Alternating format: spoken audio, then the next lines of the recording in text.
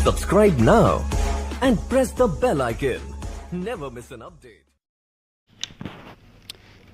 नमस्कार दोस्तों, स्वागत करता हूं सभी का इस YouTube चैनल पर। साथियों, CDP का ये टेस्ट नंबर 20वां है और अगर आपने इसके पहले की जो 19 टेस्ट है वो अगर नहीं देखे हैं तो एक बार उस वीडियो को जाकर ज़रूर देखें। मैंने प्लेलिस्ट बना रखी है, बिल्कुल सभी टेस्ट आपको क्रमानुसार मिल जाएंगे। मित्रों, बिल्कुल टेस्ट शुरू करते हैं। 20 प्रश्न को अच्छी तरह से देखना है, उसका आंसर देना है और फिर ये भी कमेंट करके जाना है कि आपके कितने प्रश्न यहाँ पर 20 में से सही हुए। अगर आप 15 प्रश्न सही कर लेते हो तो आपकी तैयारी में वास्तव में कोई ना कोई बात है। मित्रों, पहला प्रश्न है, निर्मितवाद के संबंध में कौन सा कथन असत्य है?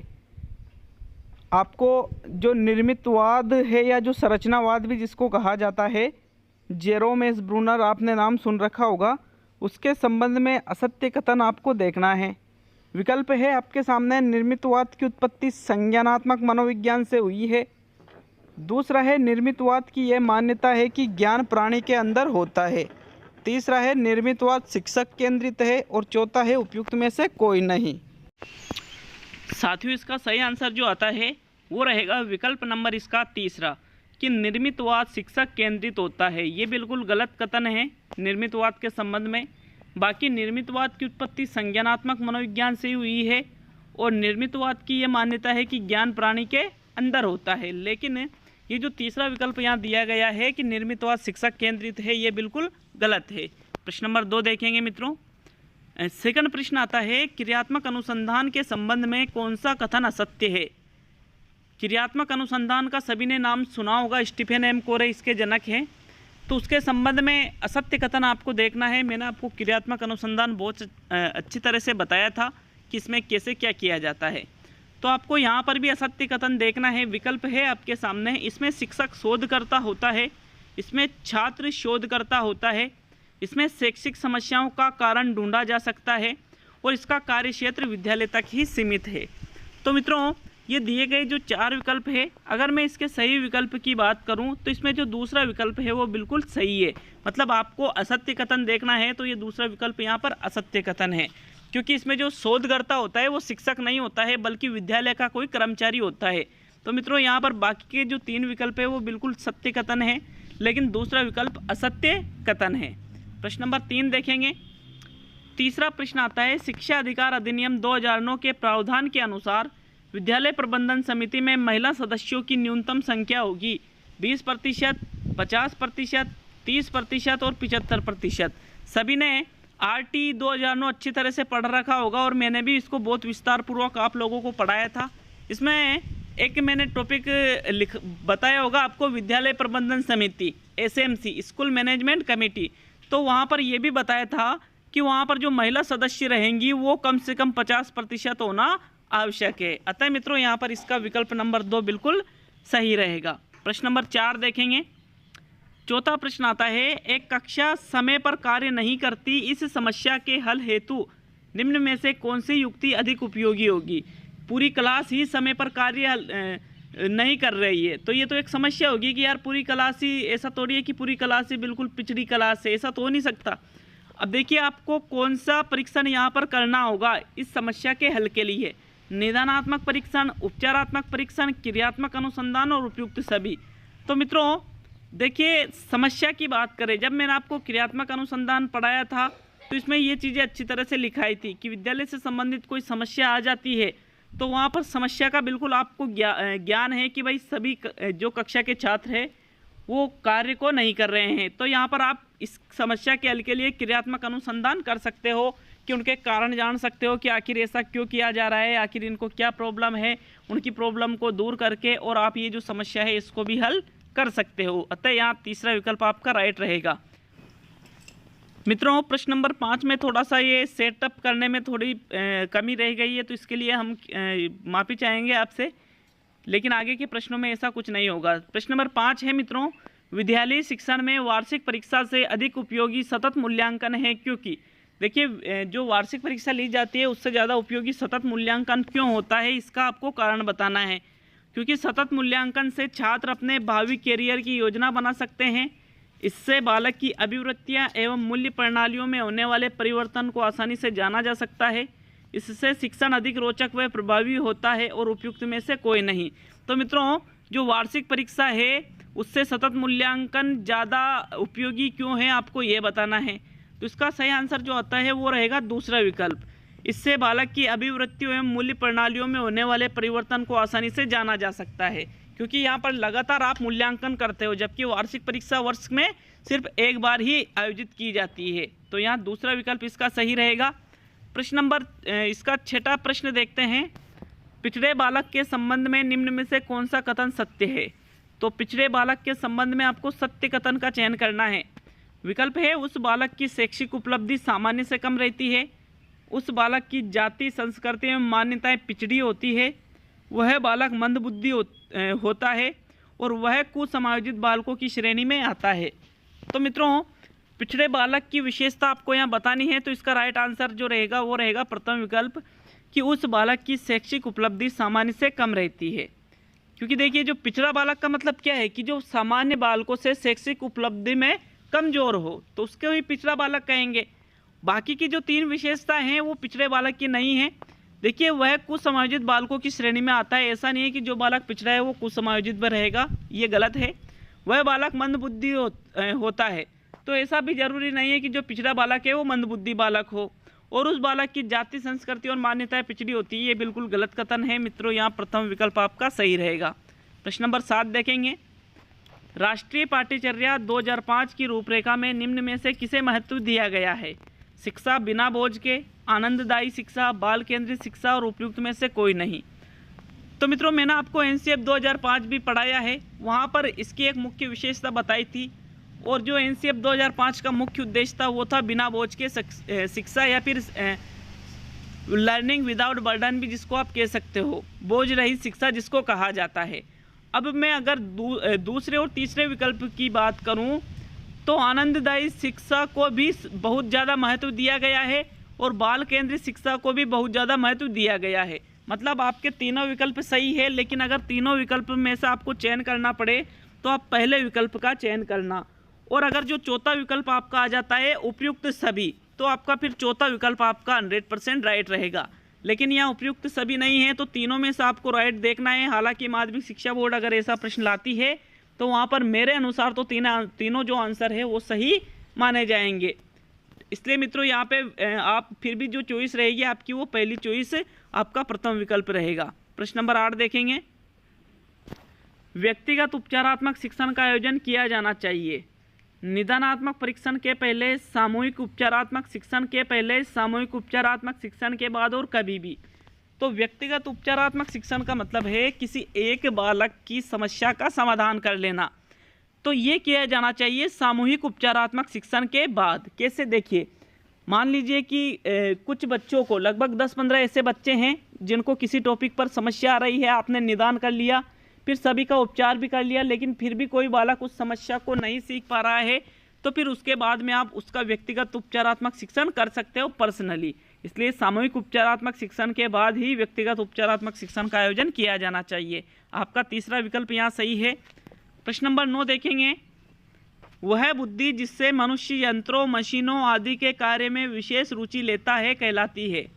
मूर्त बुद्धि, यांत्रिक बुद्धि, गामक बुद्धि और सभी। तो मित्रों, अगर कोई किसी व्यक्ति के यंत्रों में, मशीनों में ज़्यादा रुचि है किसी व्यक्ति की, तो उसमें कौन सी बुद्धि होगी। अगर इसका राइट आंसर मैं बताऊं तो इसका जो राइट आंसर है वो रहेगा चौथा विकल्प, क्योंकि मूर्त बुद्धि, गामक बुद्धि और यांत्रिक बुद्धि ये अलग अलग नहीं है, ये बल्कि ये तीनों एक ही है। इसलिए आपका चौथा विकल्प यहाँ पे सही रहेगा।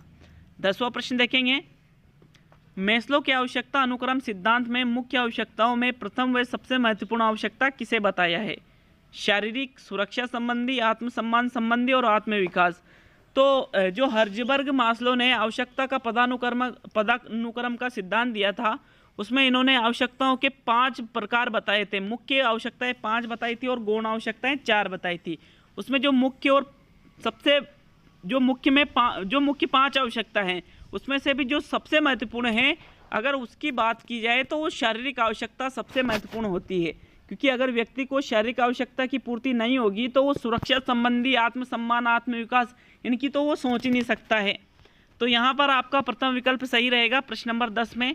11वां प्रश्न देखेंगे, निम्न में से कौन सा कथन अधिगम के प्रतिस्थापन सिद्धांत की सही व्याख्या करता है।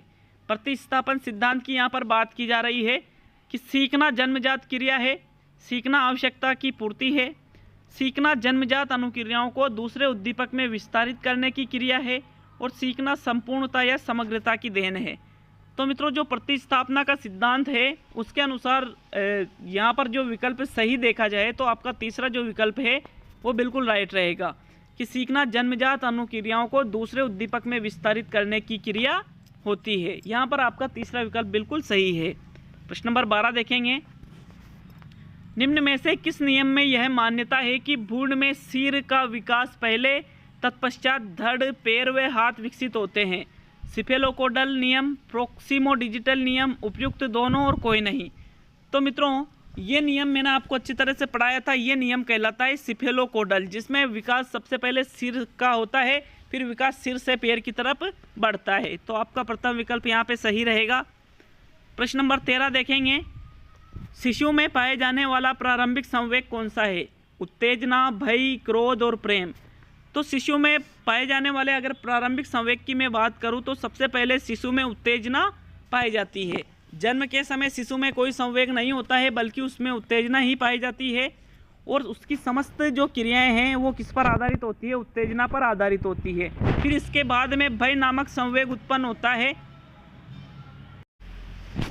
साथियों, यहाँ पर कौन सा आंसर राइट है आपका, उत्तेजना। प्रथम विकल्प जो है वो बिल्कुल राइट रहेगा। प्रश्न नंबर 14 देखेंगे। 14वां प्रश्न है, बुद्धि के सिद्धांत व प्रतिपादक का असंगत युग्म है। तो आपको ये बताना है इसमें कि कौन सा ऐसा सिद्धांत है जिसमें उसका प्रतिपादक सही नहीं लिखा है। तो द्विकारक सिद्धांत बुद्धि का स्पीयरमैन ने दिया, बहुकारक सिद्धांत थॉर्नडाइक ने दिया, समूह कारक हेब ने दिया, और प्रतिदर्शी सिद्धांत थॉमसन ने दिया। तो आपको ये देखना है कि यहाँ पर कौन सा जो विकल्प है वो असंगत युग्म वाला है। मित्रों, राइट आंसर है इसका समूह कारक सिद्धांत हेब ने नहीं दिया। हेब ने तो बुद्धि का क और ख बुद्धि का सिद्धांत दिया है, बल्कि यहाँ जो तीनों विकल्प है ये बिल्कुल सही है। बहुकारक सिद्धांत थॉर्नडाइक के द्वारा दिया गया, द्विकारक सिद्धांत स्पीयरमैन के द्वारा दिया गया, और जो प्रतिदर्श सिद्धांत है ये थॉमसन के द्वारा दिया गया। आपका तीसरा विकल्प यहाँ पर सही रहेगा। प्रश्न नंबर 14 में 15वां प्रश्न देखेंगे मित्रों, अधिगम को प्रभावी बनाने के लिए शिक्षक के लिए निम्न में से कौन सी क्रिया सर्वप्रथम सर्वाधिक आवश्यक है। बालक को अभिप्रेरित करना, पुनर्बलन देना, अनुक्रिया के चयन हेतु स्वतंत्र छोड़ना, और बालक का स्तर मापना। तो सबसे पहले की क्रिया यहाँ पर पूछी जा रही है। वैसे यहाँ पर चारों क्रियाएं बालक को सिखाने के लिए उपयोगी है, लेकिन सबसे पहले किस क्रिया पर बल शिक्षक द्वारा दिया जाएगा। तो यहाँ अगर राइट आंसर माना जाएगा तो वो रहेगा प्रथम विकल्प, बालक को अभिप्रेरित करना। क्योंकि आपने देखा होगा कि अधिगम के लिए अभिप्रेरणा का होना अति आवश्यक है। वो अभिप्रेरणा अगर आंतरिक रहती है तो वो बहुत ही पॉजिटिव है, और अगर वो बाहरी भी रहेगी तो उससे भी अधिगम प्रभावित होता है मित्रों। इसलिए बालक को सबसे पहले सिखाने के लिए अभिप्रेरित करना चाहिए। जैसे कोई रीट की तैयारी करने के लिए कोटा गया या फिर जयपुर गया, कहीं और गया, अब उसको जब कोचिंग में जब कोचिंग ज्वाइन करता है तो उसको बताया जाता है कि रीट भर्ती में ये चीज़ें होती है, रीट की नौकरी लग जाओगे तो आगे जीवन में ये मिलेगा। मतलब एक तरह से पढ़ने के लिए अभिप्रेरित किया जाता है। तो सबसे पहला जो चरण है वो पहला विकल्प जो है वो सही है यहाँ पे। 16वां प्रश्न देखेंगे, हेगार्ट के अधिगम सिद्धांत की सही व्याख्या क्या है। किसी कार्य को करके सीखना, किसी कार्य को दूसरों द्वारा करते देखकर सीखना, संबद्ध सहज क्रिया द्वारा सीखना, और उद्दीपक या प्रलोभन द्वारा सीखना। तो राइट आंसर बताइए कि हेगार्ट का जो अधिगम सिद्धांत है उसकी सही व्याख्या कौन से विकल्प में की गई है। मित्रों, इसका राइट आंसर आता है दूसरा विकल्प, किसी कार्य को दूसरों द्वारा करते देखकर सीखना ही हेगार्ट के अधिगम के सिद्धांत में बताया गया है। जो हेगार्ट ने अधिगम का सिद्धांत दिया है ये सिद्धांत अनुकरण पर आधारित है। ठीक है, इसमें कैसे अधिगम किया जाता है, अनुकरण पर आधारित। मतलब बालक किसी चीज को दूसरों को करते हुए देखेगा और उसके आधार पर अवलोकन और अनुकरण के माध्यम से उसको सीख जाता है। तो यहाँ दूसरा विकल्प सही है। प्रश्न नंबर 17 देखेंगे, अधिगम के क्षेत्र में बालक सर्वप्रथम निम्न में से किस रूप में चिंतनशील होता है? मूर्त चिंतन, अमूर्त चिंतन, प्रत्यय चिंतन और भाव चिंतन। तो मित्रों यहाँ पर जो राइट आंसर आता है, सबसे पहले बालक अधिगम के क्षेत्र में चिंतनशील की यदि बात करें तो वो सबसे पहले मूर्त चिंतन करता है, क्योंकि ऐसा नहीं है कि बालक मूर्त चिंतन पहले कर लेगा, मूर्त चिंतन तो सबसे बाद में करेगा और इनको पहले कर लेगा, नहीं, सबसे पहले बालक में मूर्त चिंतन विकसित होता है, फिर उसके बाद में ये चिंतन की प्रोग्रेस आगे बढ़ती जाती है। तो यहाँ पर आपका प्रथम विकल्प सही है प्रश्न नंबर 17 में। 18वां प्रश्न देखेंगे मित्रों, निम्न में से कौन सा समूह मनोवैज्ञानिक अभिप्रेरक है? भूख, नींद, काम आदि, क्रोध, भय, प्रेम आदि, जिज्ञासा, आत्म प्रदर्शन, आत्मरक्षा आदि और सभी। तो यहाँ पर आपको सिर्फ मनोवैज्ञानिक अभिप्रेरक यहाँ पर देखना है मित्रों। यहाँ अगर मनोवैज्ञानिक अभिप्रेरकों की बात की जाए तो वहाँ पर आपका आंसर रहेगा दूसरा विकल्प, क्रोध, भय, प्रेम। ये तीनों मनोवैज्ञानिक अभिप्रेरक है, जबकि भूख, नींद, काम ये जन्मजात अभिप्रेरक कहलाते हैं, और जो जिज्ञासा, आत्म प्रदर्शन, आत्मरक्षा ये सामाजिक अभिप्रेरक कहलाते हैं। तो यहाँ पर आपका विकल्प नंबर दूसरा सही रहेगा। प्रश्न नंबर 19 देखेंगे मित्रों। 19वां प्रश्न है, पावलोव के संबंध प्रत्यावर्तन सिद्धांत में किस अवस्था को अधिगम कहा गया है? जो पावलोव ने जो प्राचीन अनुबंधन भी आप इसको कह सकते हो, इसको संबंध प्रत्यावर्तन के नाम से भी जाना जाता है। तो इस सिद्धांत के अनुसार अधिगम क्या है? स्वाभाविक उद्दीपक देने पर कुत्ते द्वारा लार टपकाना, अस्वाभाविक व स्वाभाविक उद्दीपक देने पर कुत्ते द्वारा लार टपकाना, अस्वाभाविक उद्दीपक देने पर कुत्ते द्वारा लार टपकाना और सभी। तो मित्रों पावलोव ने जो कुत्ते पर प्रयोग किया था उसमें उन्होंने बताया था कि अस्वाभाविक उद्दीपक के प्रति होने वाली स्वाभाविक अनुक्रिया को ही अधिगम या अनुबंधन कहा जाता है। तो यहाँ तीसरा विकल्प आपका सही रहेगा कि अस्वाभाविक उद्दीपक मतलब अगर घंटी बजने पर कुत्ते के मुंह में अगर लार आ जाती है तो उस स्थिति को आप अधिगम कह सकते हो। यहाँ स्वाभाविक उद्दीपक मतलब हुआ भोजन देने पर यदि कुत्ते के मुंह में लार आती है तो उसको आप अधिगम नहीं कह सकते हो, और घंटी बजाकर भोजन देने पर यदि लार आती है तो उसको भी आप अधिगम नहीं कह सकते। लेकिन अगर सिर्फ घंटी बजाने से ही कुत्ते के मुंह में लार आ जाती है तो उसको आप अधिगम कह सकते हो अकॉर्डिंग टू पावलोव थ्योरीज। प्रश्न नंबर 20 और अंतिम प्रश्न देखेंगे। और मित्रों अंतिम प्रश्न देखने से पहले मैं आपसे एक छोटा सा निवेदन करूंगा कि वीडियो को ज़्यादा से ज़्यादा शेयर करना, और चैनल पे नए हैं तो सब्सक्राइब करके जरूर जाना। देखते हैं प्रश्न नंबर 20 को। 20वां प्रश्न है, एक महत्वपूर्ण अधिगम सिद्धांत यह है कि नई अनुक्रिया का सुदृढ़ीकरण किया जाता है दंड द्वारा, पुनर्बलन द्वारा, विभेदकारी उद्दीपक द्वारा और प्रतिपुष्टि द्वारा। तो मित्रों प्रश्न को समझिए फिर आंसर दीजिए। नई अनुक्रिया का सुदृढ़ीकरण मतलब छात्र किसी नई अनुक्रिया को सीखता है तो उसको स्थायी कैसे बनाया जाता है?